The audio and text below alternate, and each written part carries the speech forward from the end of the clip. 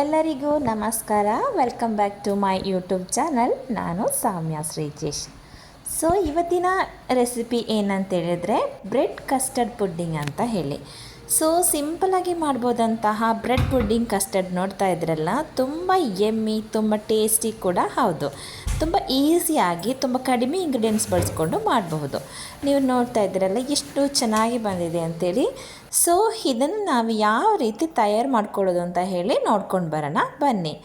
ಮೊದಲಿಗೆ ನೀವು ಒಂದು ಪಾತ್ರೆನ ಸ್ಟವಲ್ಲಿ ಇಟ್ಕೊಳ್ಳಿ.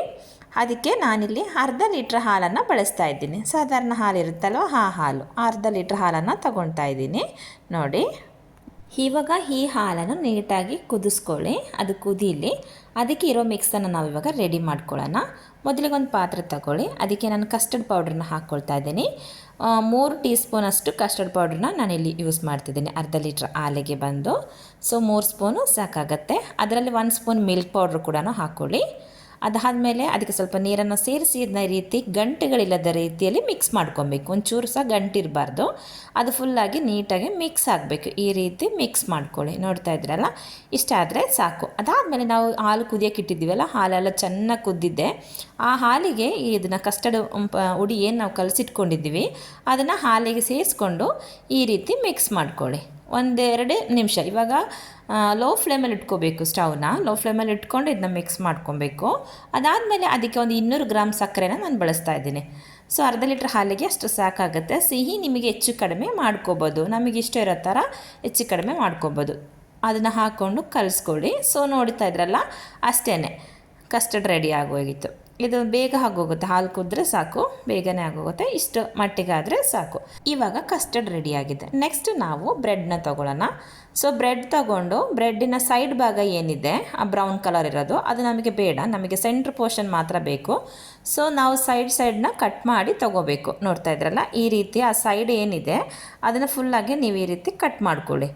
ನೋಡ್ತಾ ಇದ್ರಲ್ಲ, ಈ ರೀತಿ ಕಟ್ ಮಾಡಿ ತೆಗೆದು ಅದನ್ನು ವೇಸ್ಟ್ ಮಾಡಬೇಡಿ. ಸೊ ನಮಗೆ ಇದನ್ನು ಬಳಸ್ಕೊಂಡು ನಮಗೆ ಬ್ರೆಡ್ ಇದಿರುತ್ತಲ್ವ, ಏನು ಹೇಳ್ತಾರೆ ಅದಕ್ಕೆ, ಬ್ರೆಡ್ ಕ್ರಮ್ಸ್ ಆಗಿ ನಮಗೆ ಅದನ್ನ ಯೂಸ್ ಮಾಡ್ಕೋಬೋದು. ಸ್ವಲ್ಪ ಅದನ್ನ ಡ್ರೈ ಮಾಡಿ ಪುಡಿ ಮಾಡಿ ಇಟ್ಕೊಂಡ್ರೆ ನಮಗೆ ಬ್ರೆಡ್ ಕ್ರಮ್ಸ್ ಥರ ಯೂಸ್ ಮಾಡ್ಕೋಬೋದು. ಇವಾಗ ಪುಡ್ಡಿಂಗ್ ಟ್ರೇನ ತೊಗೊಳ್ತಾ ಇದ್ದೀನಿ. ಸೊ ಅದರಲ್ಲಿ ನೀವು ಕೆಳಗಡೆ ಈ ರೀತಿ ಜೋಡಿಸ್ಕೊಳ್ಳಿ. ನೋಡ್ತಾ ಇದ್ರಲ್ಲ, ಇದೇ ರೀತಿ ಕೆಳಗಡೆ ಎಲ್ಲೂ ಸಹ ಗ್ಯಾಪ್ ಇಲ್ಲದ ರೀತಿ ಇದನ್ನು ಫುಲ್ಲಾಗಿ ಫಿಲ್ ಮಾಡ್ಕೊಳ್ಳಿ. ಈಗ ನೋಡಿದ್ರಲ್ಲ, ಫಸ್ಟ್ ನಾವು ಪುಡ್ಡಿಂಗ್ ಟ್ರೇಯಲ್ಲಿ ನಾವು ಫಸ್ಟ್ ಸೆಟ್ನ ಬ್ರೆಡ್ನ ಇಟ್ಕೊಳ್ತಾ ಇದ್ವಿ. ಅದೆಲ್ಲ ಫುಲ್ ಕವರ್ ಆಗಬೇಕು. ಎಲ್ಲೂ ಸಹ ಒಂಚೂರು ಸಹ ಗ್ಯಾಪ್ ಇರಬಾರ್ದು. ಅದಾದಮೇಲೆ ನಾವು ಮಾಡಿಟ್ಕೊಂಡಿರೋ ಅಂತಹ ಕಸ್ಟರ್ಡ್ ಏನಿದೆ ಅದು ಬಿಸಿ ಇದೆ. ಬಿಸಿ ಇರುವಾಗಲೇ ನೀವು ಇದಕ್ಕೆ ಹುಯ್ಕೋಬೇಕು. ತಣ್ಣಗಾಗಿ ಹುಯ್ದರೆ ಚೆನ್ನಾಗಿರಲ್ಲ. ಬಿಸಿ ಇದ್ದಾಗಲೇ ಈ ಇದನ್ನು ಹುಯ್ಕೊಳ್ಳೋದ್ರಿಂದ ಬ್ರೆಡ್ ಎಲ್ಲನೂ ಅದನ್ನ ಹೀರ್ಕೊಳ್ಳುತ್ತೆ. ತುಂಬ ಚೆನ್ನಾಗಿರುತ್ತೆ ಆವಾಗ ತಿನ್ನಲಿಕ್ಕೆ. ಸೊ ಈ ರೀತಿ ಬಿಸಿ ಇದ್ದಾಗಲೇ ನೀವು ಆ ಬ್ರೆಡ್ಡಿಗೆ ಇದನ್ನು ರೆಡಿ ಮಾಡ್ಕೊಳ್ಳಿ, ಹುಯ್ಕೊಳ್ಳಿ. ಈ ರೀತಿನೇ ಒಂಚೂರು ಸಹ ಗ್ಯಾಪ್ ಇಲ್ಲದ ರೀತಿ ಈ ಥರ ಫಿಲ್ ಆಗಬೇಕು. ನೋಡ್ತಾ ಇದ್ರಲ್ಲ, ಇಷ್ಟು ಫಿಲ್ ಆದರೆ ಸಾಕು. ನೆಕ್ಸ್ಟ್ ಪುನಃ ಅದೇ ರೀತಿ ನೀವು ಮೇಲೆ ಒಂದು ಲೇಯರ್ ಕೂಡ ಇಟ್ಕೊಬೇಕು. ಸೊ ನಾನೇನು ಮಾಡ್ತೀನಿ, ನೆಕ್ಸ್ಟ್ ಇನ್ನೊಂದು ಲೇಯರ್ ಕೂಡ ಅದೇ ಥರನೂ ಸೆಟ್ ಮಾಡ್ತಾ ಇದ್ದೀನಿ. ನೋಡ್ತಾ ಇದ್ರಲ್ಲ, ಸೊ ಇದೇ ರೀತಿ ಒಂಚೂರು ಸಹ ಗ್ಯಾಪ್ ಇಲ್ಲದೆ ನೀವು ಇದನ್ನು ಪುನಃ ಸಹ ಒಂದು ಲೇಯರ್ ಕೂಡ ಸೆಟ್ ಮಾಡ್ಕೊಳ್ಳಿ. ಈ ಥರ ಸೆಟ್ ಮಾಡ್ಕೊಂಡು ನಾವು ಪುಡ್ಡಿಂಗ್ನ ಸರ್ವ್ ಮಾಡೋ ಟೈಮಲ್ಲಿ ತುಂಬ ಟೇಸ್ಟಿಯಾಗಿರುತ್ತೆ, ತಿನ್ನಲಿಕ್ಕೆ ಚೆನ್ನಾಗಿರುತ್ತೆ. ಸೊ ಒಂದೇ ಲೇಯರ್ ಆದರೆ ಅಷ್ಟೊಂದು ಚೆನ್ನಾಗಿ ಅನಿಸಲ್ಲ. ಸೊ ಅದ್ರ ಮೇಲೆ ಪುನಃ ನೀವು ಇದೇ ರೀತಿ ನಾವೇನು ಕಸ್ಟರ್ಡ್ ಮಾಡಿಟ್ಕೊಂಡಿದ್ದೀವೋ ಅದನ್ನು ಈ ರೀತಿ ಪುನಃ ಸಹ ಫಿಲ್ ಮಾಡ್ಕೊಳ್ಳಿ. ಇವಾಗ ನೀಟಾಗಿ ಎಲ್ಲ ಕಡೆಗೆ ಆಗೋ ರೀತಿ ಫಿಲ್ ಮಾಡ್ಕೊಳ್ಳಿ. ಇದು ಬಿಸಿ ಇದ್ದಾಗಲೇ ಫಿಲ್ ಮಾಡ್ಕೊಳ್ಳೋದು ಒಳ್ಳೆಯದು. ತಣ್ಣಗಾದರೆ ತುಂಬ ತಿಕ್ಕಾಗತ್ತೆ, ಚೆನ್ನಾಗೂ ಇರಲ್ಲ. ತಣ್ಣಗಾಗ್ಬಿಡ್ಬೇಡಿ. ಈ ರೀತಿಯೇ ಹಾಕ್ಕೊಳ್ಳಿ. ಸ್ವಲ್ಪ ಲೂಸಾಗಿ ಹಾಕ್ಕೊಳ್ಳಿ. ಸ್ವಲ್ಪ ಕಳೆದ ಮೇಲೆ ಅದು ತಿಕ್ಕಾಗುತ್ತೆ, ತಣ್ಣಗಾಗ್ತಾ ಬರುತ್ತಾ ತಿಕ್ಕಾಗುತ್ತೆ. ಸೊ ಇವಾಗ ಫುಲ್ಲಾಗಿ ನಾನು ಫಿಲ್ ಮಾಡ್ಕೊಂಡಿದ್ದೀನಿ ನೋಡಿ. ಇಷ್ಟ ಆದರೆ ಸಾಕು. ಸೊ ಅದಾದಮೇಲೆ ಮೇಲೆ ನಾನು ಸ್ವಲ್ಪ ಮಿಲ್ಕ್ ಮೇಡನ್ನ ಆ್ಯಡ್ ಮಾಡ್ತಾಯಿದ್ದೀನಿ. ಇದೊಂಥರ ಚೆನ್ನಾಗಿರುತ್ತೆ ಟೇಸ್ಟು. ಸೊ ಬೇಕಿದ್ದರೆ ಹಾಕ್ಬೋದು. ನಾನು ಸ್ವಲ್ಪ ಟೇಸ್ಟ್ ಜಾಸ್ತಿ ಇರಲಿ ಅಂತ ಹಾಕ್ತಾಯಿದ್ದೀನಿ. ನಿಮ್ಮ ಹತ್ರ ಇಲ್ಲ ಅಂದರೆ ಸ್ಕಿಪ್ ಮಾಡಿ ಇದ್ದರೆ ದಯವಿಟ್ಟು ನೀವು ಸೇರಿಸ್ಕೊಳ್ಳಿ. ಸೊ ಚೆನ್ನಾಗಾಗುತ್ತೆ. ಸೊ ಈ ರೀತಿ ಇದ್ರ ಮೇಲ್ಗಡೆ ಈ ರೀತಿ ಕಸ್ಟರ್ಡ್ ಇದನ್ನು ಏನು ಹೇಳ್ತಾರೆ, ಮಿಲ್ಕ್ ಮೇಡನ್ನ ನಾನು ಆ್ಯಡ್ ಮಾಡ್ತಾಯಿದ್ದೀನಿ.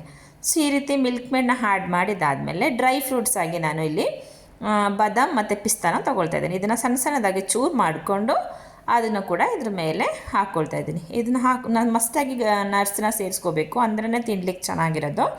ಸೊ ಈ ರೀತಿ ಸಣ್ಣ ಪೀಸ್ ಮಾಡಿಕೊಂಡು ಈ ರೀತಿ ಎಲ್ಲ ಕಡೆ ಆಗೋ ರೀತಿ ಹಾಕ್ಕೊಳ್ಳಿ. ಈ ಥರ ಹಾಕೋದ್ರಿಂದ ತುಂಬ ಟೇಸ್ಟ್ ಇರುತ್ತೆ ತಿನ್ನಲಿಕ್ಕೆ. ನಟ್ಸ್ ಮಸ್ಟಾಗಿ ಸೇರಿಸ್ಕೊಳ್ಳಿ. ಯಾವ ನಟ್ಸ್ ಇರುತ್ತೆ ಅದನ್ನ ಸೇರಿಸ್ಕೊಳ್ಳಿ. ಇದು ಬಾದಾಮ್ ಮತ್ತು ಪಿಸ್ತಾನೆ ಪುಡ್ಡಿಂಗಲ್ಲಿ ತುಂಬ ಚೆನ್ನಾಗಾಗೋದು. ಸೊ ಇದನ್ನು ಸೇರಿಸ್ಕೊಂಡು ಇದನ್ನು ಇವಾಗ ನೀವು 2 ರಿಂದ 3 ಅವರ್ ಫ್ರಿಜ್ಜಲ್ಲಿ ಸ್ಟೋರ್ ಮಾಡಬೇಕು. ಫ್ರಿಜ್ಜಲ್ಲಿ ಸ್ಟೋರ್ ಮಾಡಬೇಕಾದ್ರೆ ಮೇಲ್ಗಡೆ ಕವರ್ ಮಾಡಬೇಕು. ಅಲ್ಯೂಮಿನಿಯಂ ಫಾಯಿಲ್ ಇರುತ್ತಲ್ವ, ಅದರಲ್ಲಿ ಕವರ್ ಮಾಡಿ ನೀವು ಫ್ರಿಜ್ಜಲ್ಲಿ ಇದನ್ನ ಸ್ಟೋರ್ ಮಾಡ್ಕೊಳ್ಳಿ. ಇದನ್ನು ಸ್ಟೋರ್ ಮಾಡಿಕೊಂಡು ಒಂದು 2-3 ಅವರ್ ಆದಮೇಲೆ ತೆಗಿತಾ ಇದ್ದೀನಿ ನೋಡಿ. 2-3 ಅವರ್ಸ್ ಆಗಿದೆ. ಸೊ ನಾನಿವಾಗ ಫ್ರಿಜ್ಜಿಂದ ನಿಮಗೆ ತೆಗೆದು ತೋರಿಸ್ತಾ ಇದ್ದೀನಿ. ನೋಡ್ತಾ ಇದ್ದೀರಲ್ಲ, ನಾನು ಇದು ಫುಲ್ಲಾಗಿ ಕವರ್ ಮಾಡಿಟ್ಟಿದ್ದೀನಿ. ಈ ಥರ ಕವರ್ ಮಾಡಿ ಇಡಬೇಕು. ಸೊ ಇದು ಕವರ್ ಆಗಿ ಮಾಡಿ ಇಟ್ಕೊಂಡ್ರೆ ಅದ್ರ ಮೇಲೆ ನೀರು ಬರಲ್ಲ, ಇಲ್ಲಾಂದರೆ ಟೇಸ್ಟೇ ಚೆನ್ನಾಗಿರಲ್ಲ, ನೀರು ಥರ ಆಗೋಗುತ್ತೆ.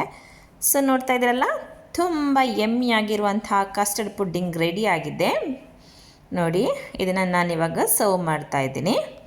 ಸೊ ತುಂಬ ಟೇಸ್ಟಿಯಾಗಿರುತ್ತೆ. ಇನ್ನೂ ಒಂದು 3-4 ಅವರ್ ಆದ್ರೂ ಕೂಡ ಒಳ್ಳೆ ಸೆಟ್ ಆಗುತ್ತೆ. ನಾನೊಂದು 2-3 ಅವರ್ಸ್ ಇಟ್ಟಿದ್ದೀನಿ ಅಷ್ಟೇ. ಸೊ ನನಗೆ ಬೇಗ ತಿನ್ನಬೇಕು ಅನಿಸ್ತು. ನೋಡ್ತಾ ಇದ್ರಲ್ಲ, ಇಷ್ಟೇ. ನೋಡ್ತಾ ಇದ್ದಾಗಲೇ ನನಗೆ ಟೇಸ್ಟ್ ಹೇಳ್ಕೊಳಕ್ಕಾಗ್ತಾಯಿಲ್ಲ, ಅಷ್ಟು ಚೆನ್ನಾಗಿರುತ್ತೆ. ಈಸಿಯಾಗಿ ಬೇಗ ಮಾಡ್ಕೊಬೋದು. ಎಲ್ಲ ನಾವು ಯಾವಾಗಲೂ ಪಾಯಸ ಅಂತೇಳಿ ಮಾಡ್ತಾ ಇರ್ತೀರಲ್ಲ, ನೀವು ಇದನ್ನ ಮಸ್ಟಾಗಿ ಟ್ರೈ ಮಾಡಿ. ತುಂಬ ಟೇಸ್ಟು, ತುಂಬ ಸಿಂಪಲ್ ಕೂಡ ಹೌದು. ನೋಡಿ, ನಾನು ಇವಾಗ ಟೇಸ್ಟ್ ಮಾಡ್ತಾಯಿದ್ದೀನಿ. ತುಂಬ ಯಮ್ಮಿಯಾಗಿದೆ. ಬಾಯಿಗೆ ಆಗ್ತಾಯಿದ್ರೆ ಹಂಗೆ ಕರ್ಗೋಗ್ತಾ ಇದೆ.